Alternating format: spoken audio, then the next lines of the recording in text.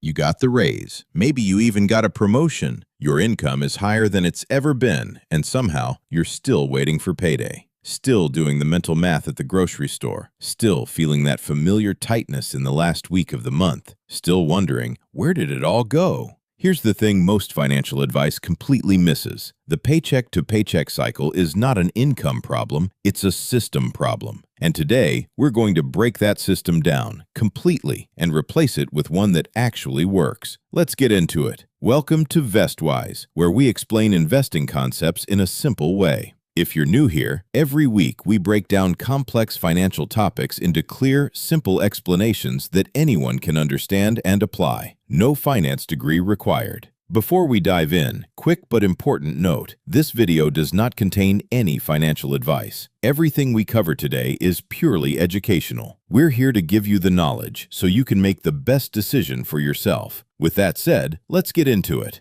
Here's what the paycheck-to-paycheck cycle actually looks like from the inside. You earn money, bills arrive, you pay them, maybe save a little, spend what's left, and then you wait for the next paycheck to do it all over again, month after month, year after year. And the terrifying part? It doesn't get better just because you earn more. According to a 2023 survey by Lending Club, 61% of Americans were living paycheck to paycheck. But here's what makes that number truly shocking. It included people earning over $100,000 a year, high earners, living paycheck to paycheck, because the cycle is not about income. Think of it like a hamster wheel. The hamster doesn't need a bigger wheel to escape. It needs to get off the wheel entirely. And that's exactly what we're going to do today. 6 specific reasons most people never escape, and the exact fix for every single one. Let's break it down. This is the root cause. Everything else on this list flows from here. Most people follow the same unconscious formula. Earn money, pay bills, spend on lifestyle, save whatever's left. And the problem with that formula is that there is almost never anything left. Life expands to fill the money available. Expenses find a way to consume exactly what's there. And savings, treated as an afterthought, remain exactly that, an afterthought. Think of it like filling a jar with rocks, pebbles, and sand. If you pour the sand in first, the small stuff, the daily spending, there's no room left for the rocks. But if you put the rocks in first, the big priorities, savings, and investments, the sand fills in around them naturally. Same jar, same amount of stuff, completely different outcome, based entirely on what goes in first. The fix is automation, not willpower, not discipline, automation. The moment your paycheck arrives, a fixed amount moves automatically to your savings or investment account. Before you see it, before you spend it, before your lifestyle has a chance to consume it. Start with whatever you can, even $50 a month. The amount matters less than the habit, because the habit, once automated, runs without you, building quietly in the background while your life continues normally. Here's why so many people who try to save end up right back where they started. Life happens. Car breaks down. Medical bill arrives. Appliance stops working. Job situation changes unexpectedly. And without a financial cushion, every single one of these events sends you straight back to zero, or worse, into debt. Think of it like building a sandcastle right at the water's edge. You work hard. You build carefully. It looks great. And then one wave comes, and it's gone. An emergency fund is what moves your sandcastle away from the water's edge. It's not exciting. It doesn't grow like an investment, but it is the single most important financial structure you can have, because it breaks the cycle of setback and restart that keeps most people permanently stuck. The target? 3 to 6 months of essential living expenses, sitting in a separate, accessible savings account. Not invested, not mixed with your regular spending money. Separate, named, protected. According to Bankrate's 2023 Annual Emergency Savings Report, 57% of Americans cannot cover a $1,000 emergency from savings alone. That means more than half the country is one unexpected bill away from going deeper into debt or starting over completely. Build the cushion first. Everything else gets easier once it exists. Here's something that doesn't show up on most people's mental budget. How much of their income goes to paying for the past? Credit card balances from from 3 years ago, a personal loan from an emergency 2 years back, buy now, pay later purchases from last Christmas, all of it, debt from the past, consuming income that should be building the future, and the brutal math of high-interest debt makes this dramatically worse over time. Think of it like running a race with a backpack full of rocks.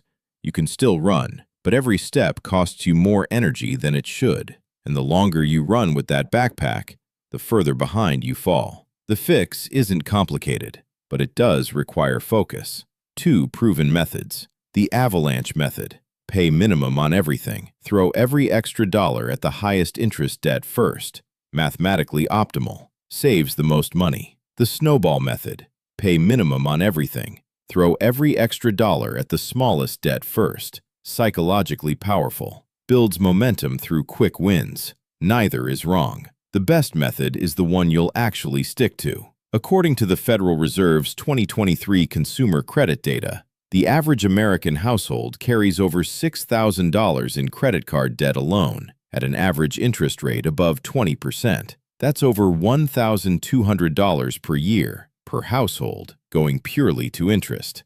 Not principal, not savings, not investments, just interest. Every dollar freed from debt payments is a dollar that can start building forward instead of paying for the past. Ask most people where their money goes, and they can account for maybe 70% of it. The rent, the car payment, the groceries. But that other 30%? The streaming subscriptions they forgot about, the gym membership they haven't used since February, the daily small purchases that feel invisible but add up to hundreds per month. That 30% is where the paycheck-to-paycheck cycle hides. Think of it like a bucket with dozens of tiny holes. You keep refilling the bucket, working harder, earning more, but the water level never rises because the holes are draining it as fast as you fill it. You can't fix holes you can't see. The fix is a spending audit, not a budget, not yet. Just an honest look at where the money actually went for the last 30 days. Go through your bank statements,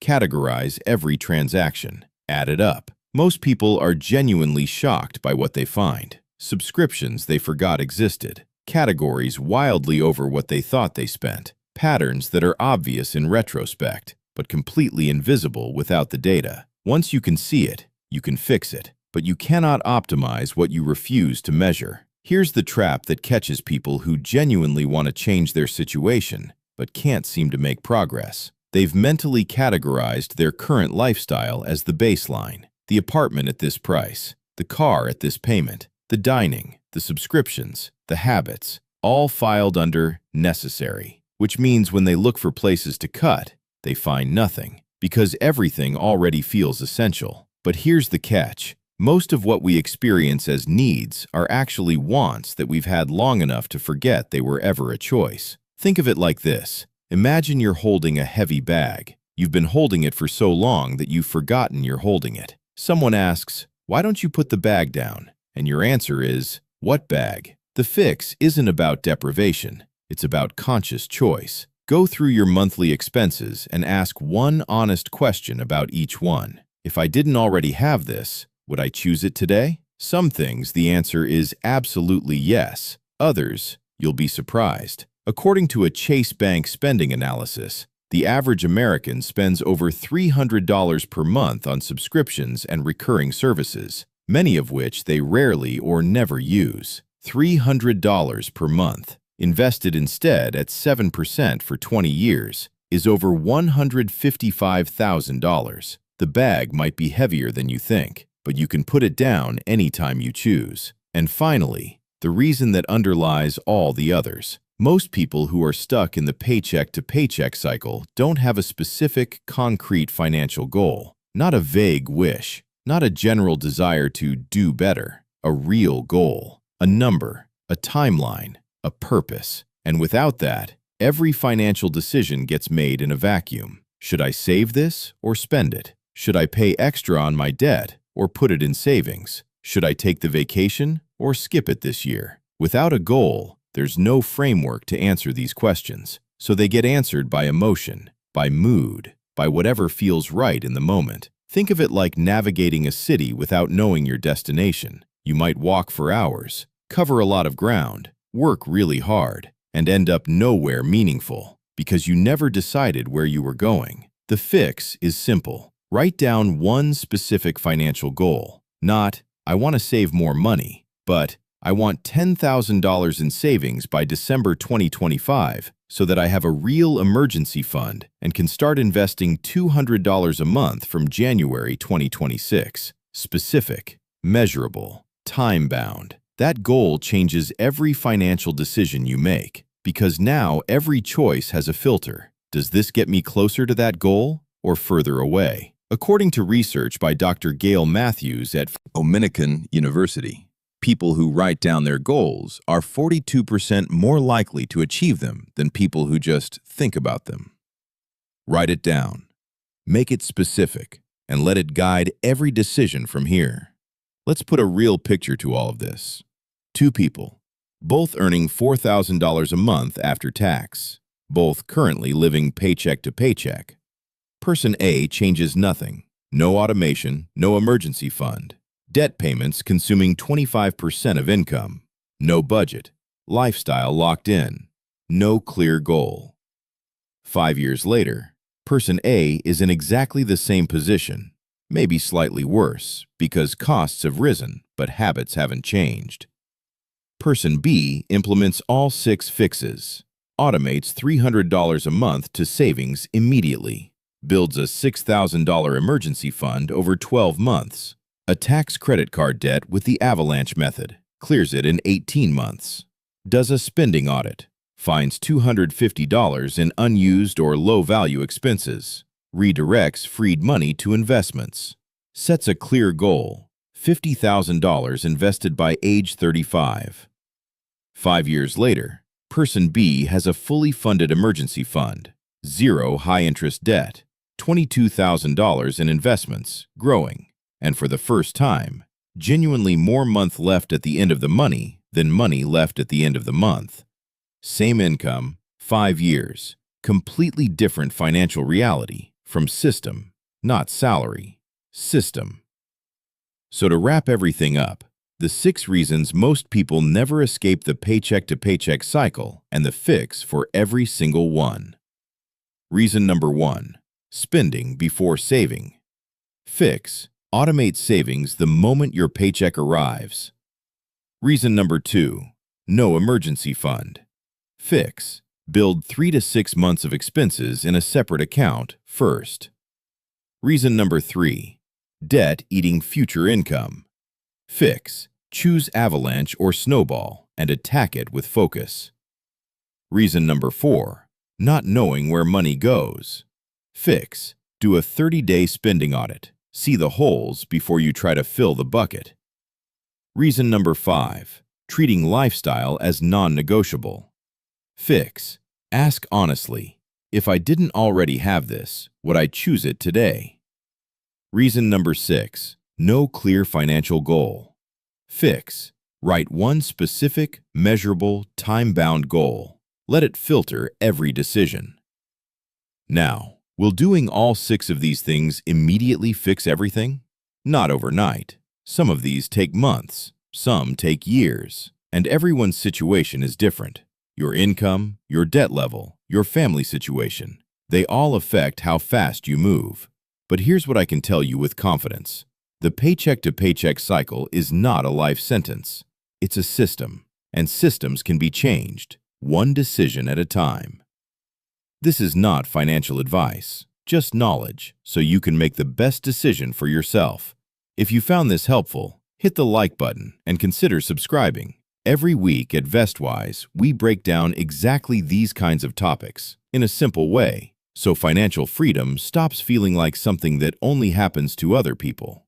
And if you want to take the next step, check out our video on 7 wealth-destroying habits you probably have right now. It pairs perfectly with everything we covered today and goes even deeper into the specific habits that keep most people financially stuck, no matter how much they earn. Thanks for watching, and see you very soon. Bye.